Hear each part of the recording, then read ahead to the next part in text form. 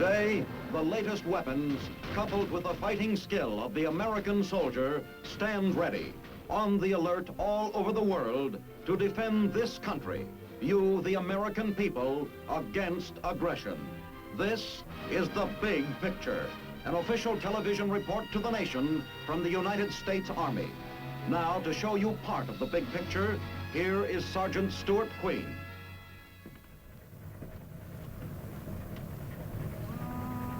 It comes as a surprise to many people to learn that within the Army, there is an elite group of specialists who wear two uniforms. One is the uniform of the United States soldier. The other is the more complicated gear of a professional diver. During a military operation, the safeguarding of ports is the Army's responsibility. To obstruct harbors and destroy port facilities is always a prime objective of the enemy. Helping to maintain those facilities or restore them after the battle is the job of an Army diver. From Korea to the Arctic, Army divers perform underwater salvage, rescue work, construction, underwater repair of Army vessels ranging from troop ships to scows.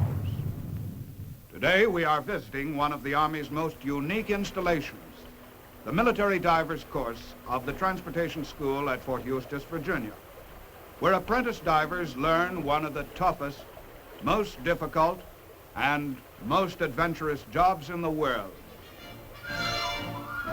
Any Army officer or enlisted man may apply for diver's school, but to enter he must pass one of the world's most stringent physical examinations and demonstrate that his intelligence is also well above average. During their 17-week course, these men will spend hundreds of hours on the bottom of the James River, often waist-deep in mud. It is work requiring strength, endurance, and ingenuity. At the Recompression Chamber, the aspiring diver gets his first introduction to the natural phenomena which make diving the taxing, complicated craft that it is. The Recompression Chamber is both a training device and an instrument which enables the staff of the school to determine a man's suitability for diving, to watch his reaction to pressure under controlled conditions.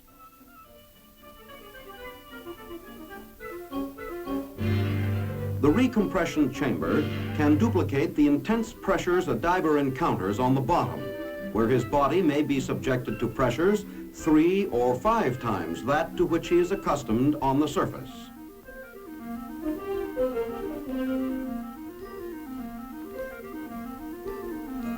These young men are going to receive a graphic demonstration of what such pressures can mean to the unwary.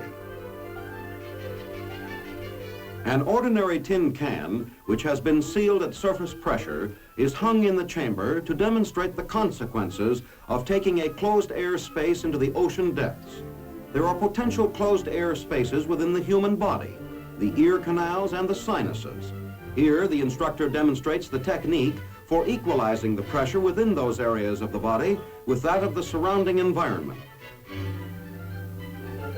Pressure is increased gradually, simulating descent beneath the water.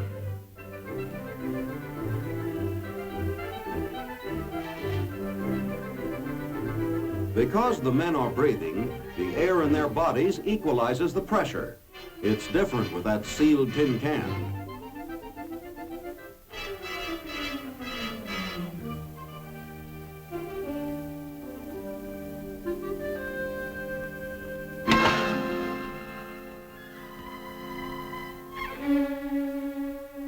This happened at the equivalent of 30 feet.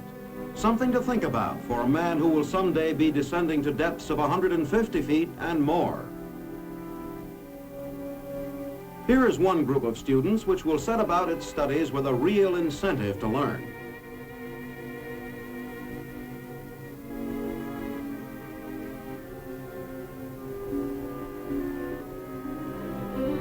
The students are next taken on a tour of the school, as here they learn that while there is adventure and glamour to diving, there is also a lot of hard work.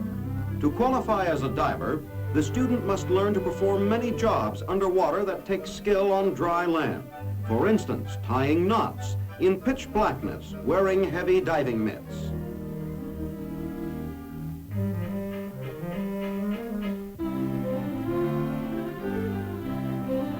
The diver must be, among other things, an accomplished welder. He begins by learning the techniques of normal surface welding, a skill which other men may spend months or years to acquire and which they make their sole life's work.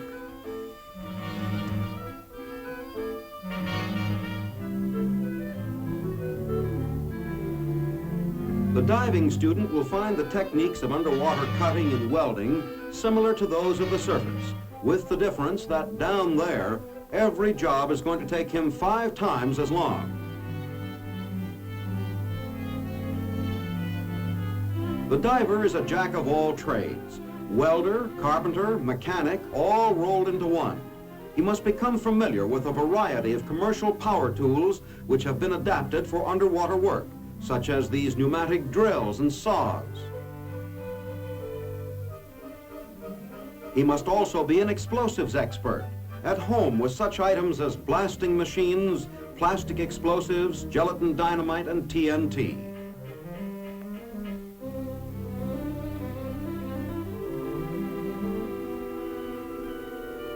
More than 40 hours of the Army Divers course is devoted to demonstrations and practical exercises in the safe handling of underwater explosives and the techniques of underwater demolition.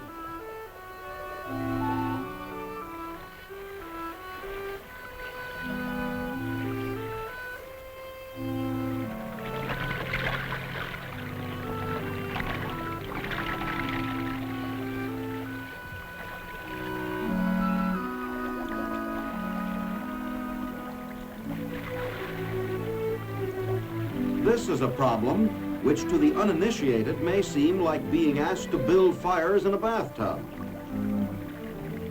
All divers perform a certain amount of demolition work, but for the military diver, this skill is particularly essential. Rivers, harbors, and other navigation channels are almost invariably blocked by a wartime enemy. The outcome of a vast military operation may depend on the speed with which a handful of military divers can demolish or remove such obstructions.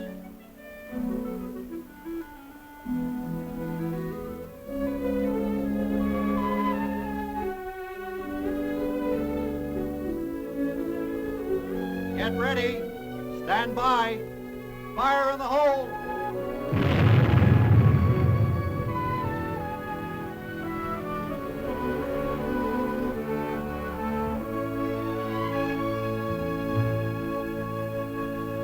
With its numerous port facilities on the James River, the Army Transportation School at Fort Eustis is an ideal place for the training of divers.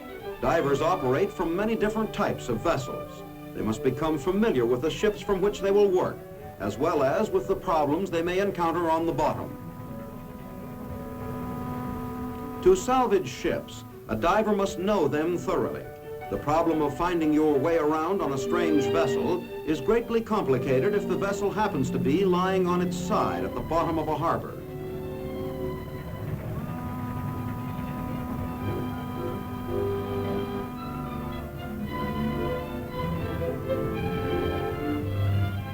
Divers training is in progress at various levels.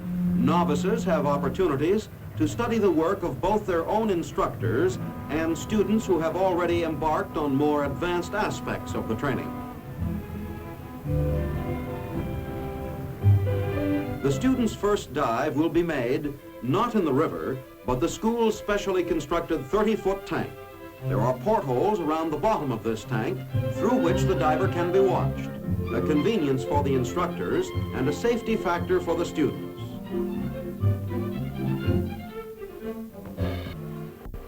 For the diver, conditions inside the tank are little different from the real thing.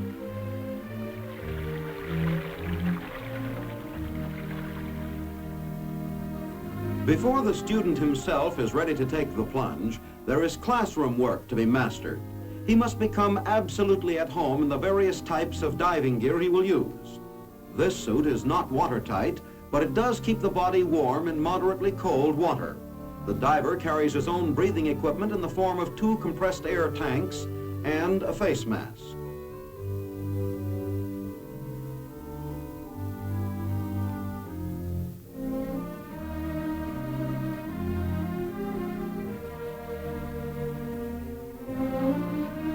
There are diving suits for various depths and operations.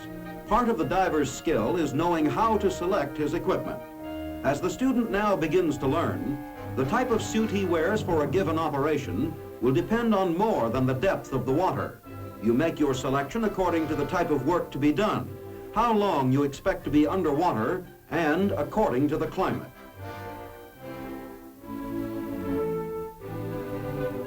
The suit which works fine in the Panama Canal Zone may leave something to be desired in the icy waters of Alaska. This is a lightweight dress used for searching underwater or performing minor tasks at relatively shallow depths. Deep sea diving is usually considered to be anything deeper than 36 feet and may exceed 250 to 300 feet. These men are hoping to graduate with the rating of salvage diver, allowing them to perform work to a depth of 90 feet. Even there, however, they will encounter pressures nearly 3 times normal, and their lives may depend on their ability to handle their deep sea equipment.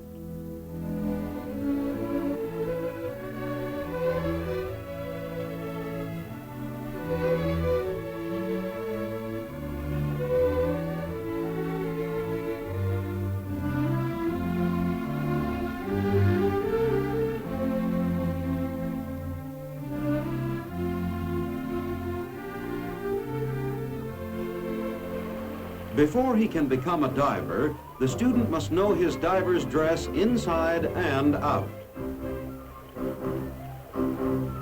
He must be able to wear it himself, and he must also be a qualified diver's tender.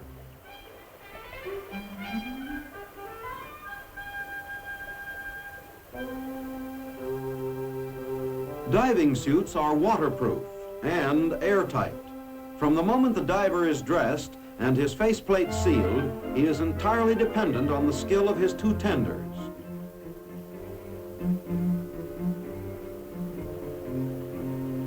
The instructors at the school keep a watchful eye on every detail of the student's work, for they know that during his career as a diver, each man's life may depend on his having learned the procedures so well they become second nature.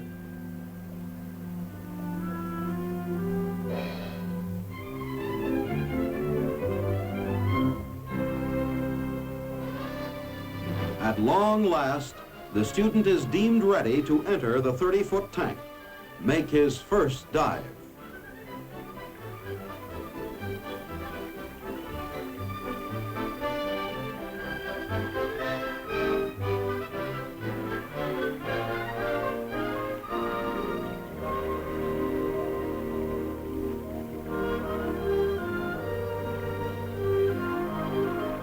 Getting underwater and staying there is itself a test of diving skill.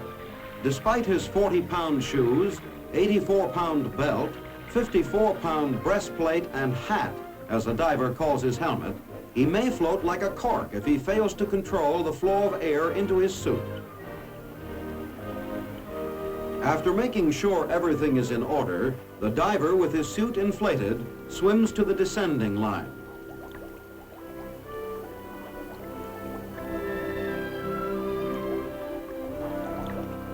He keeps his legs locked around the line, regulating his descent by how long it takes him to equalize pressure in his body with that in the water around him. Too fast a descent might result in ruptured eardrums or other serious consequences. The maximum rate of descent is usually about 75 feet a minute.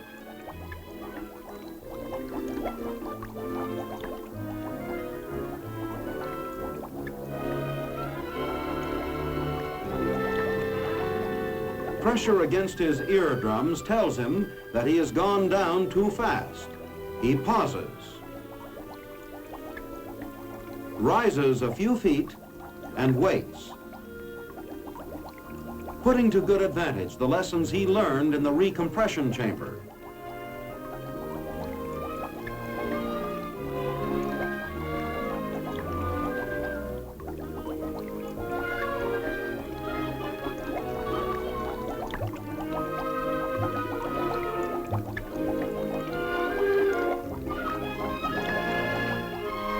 On On the bottom, he regulates the air exhaust valve of his suit to adjust himself to the surrounding pressure, making his body more buoyant or less buoyant, depending on the job he's about to perform.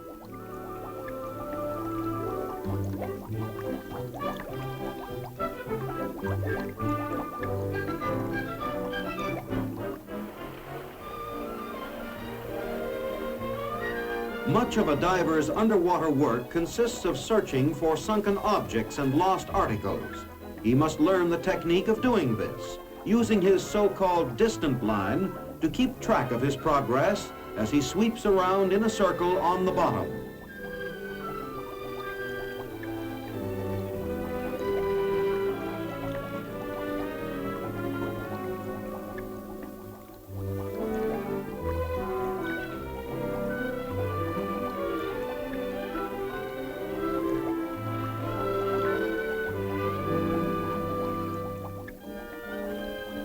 The diver's life is now literally in the hands of the tenders on the surface, who control his air supply and lifeline, stand by for emergencies. They also send down the tools he needs for his underwater work.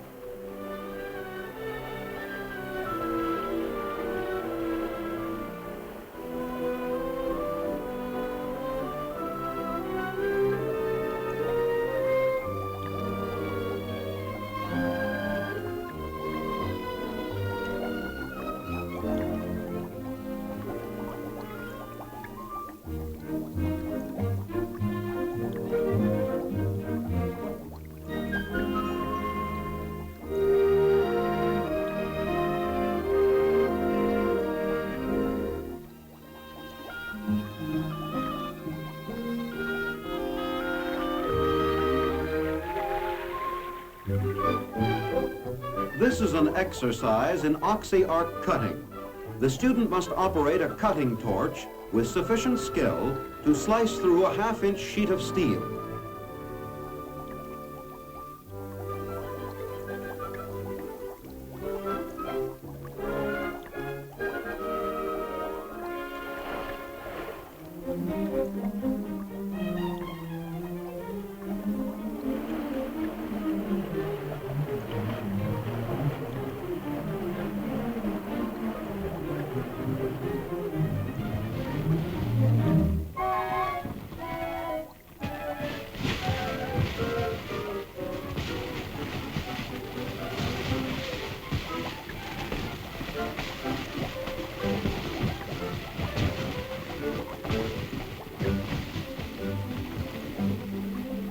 The instructor arrives for a first-hand inspection and approves the job with a rap on the head. In this weighted bag are several boards with which the student next teaches himself an important lesson about working underwater. He is going to build a wooden box down here, he hopes. The trouble with wood is it floats. There it goes.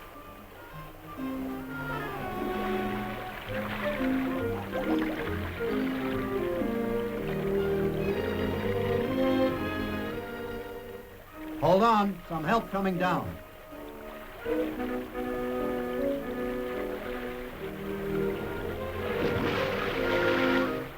Lesson number 1. Even a simple task like nailing together a wooden box becomes a job for an expert on the bottom. The instructor comes down to offer a few pointers on how to handle buoyant objects when doing a job underwater.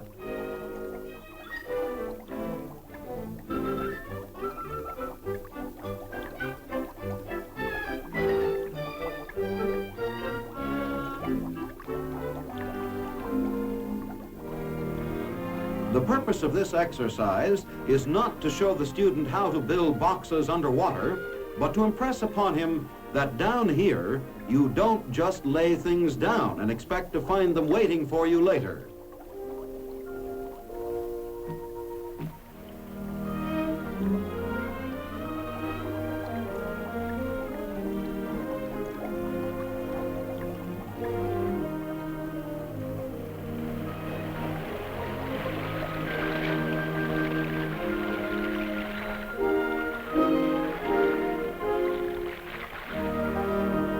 student demonstrates to his instructor's satisfaction that he is at home under the water, he is ready for the final stage of his instruction.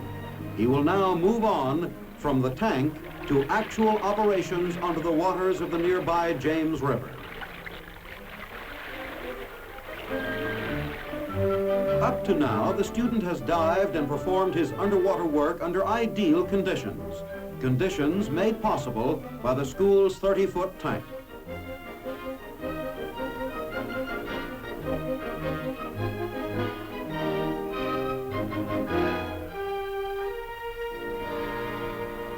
He has learned to work with his tenders on the surface and acquired confidence both in them and in himself.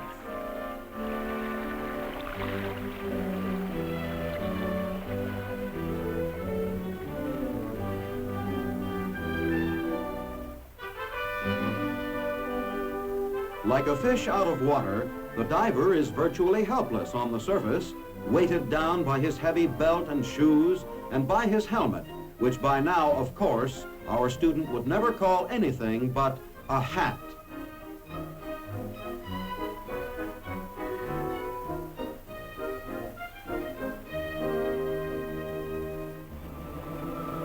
As he goes down into the James River, the new diver discovers that normal diving conditions are frequently anything but ideal.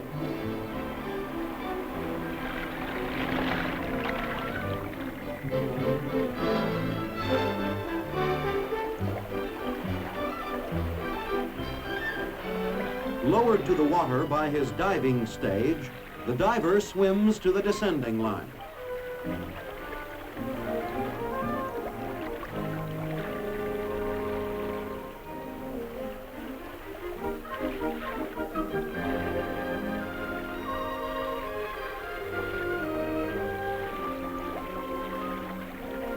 He goes down into inky darkness, mud stirred up from the river bottom, making visibility impossible. Hold it. Hold it! Holding. It sure is muddy down here. Can't see a thing. I'll have this checked out in a couple of minutes. Down below is a sunken vehicle, which the diver must prepare for salvage. Topside, his friends and instructors watch and wait. The tender keeps careful check on the air compressor. And a fellow diver stands by for emergencies.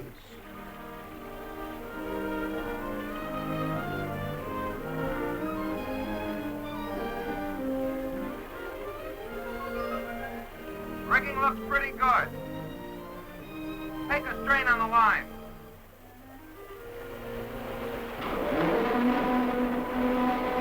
That's good. Seems to be all right. Okay, Charlie. Blow up to the surface and move to your stage. Stand by to come up. Coming up!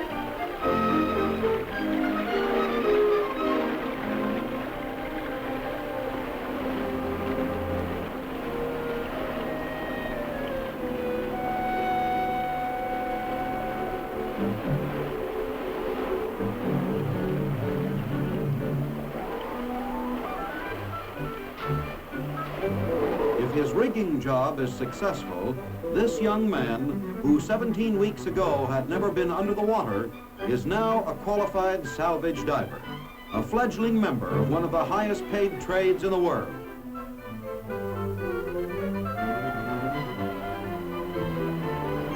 Here she comes, and with her, the student's rating. He will go on now to perform actual work in ports and harbors to progress in his craft until someday he receives the designation Master Diver, qualified to probe any ocean depth human ingenuity can reach.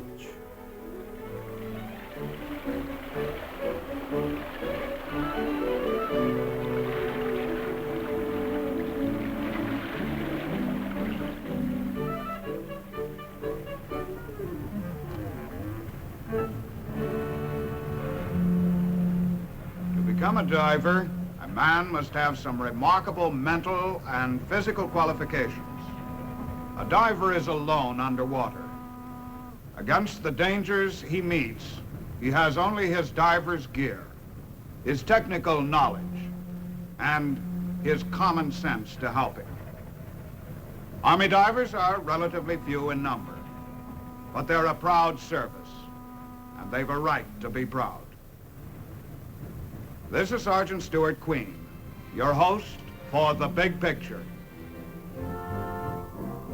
The Big Picture is a weekly television report to the nation on the activities of the Army at home and overseas. Produced by the Army Pictorial Center. Presented by the United States Army in cooperation with this station.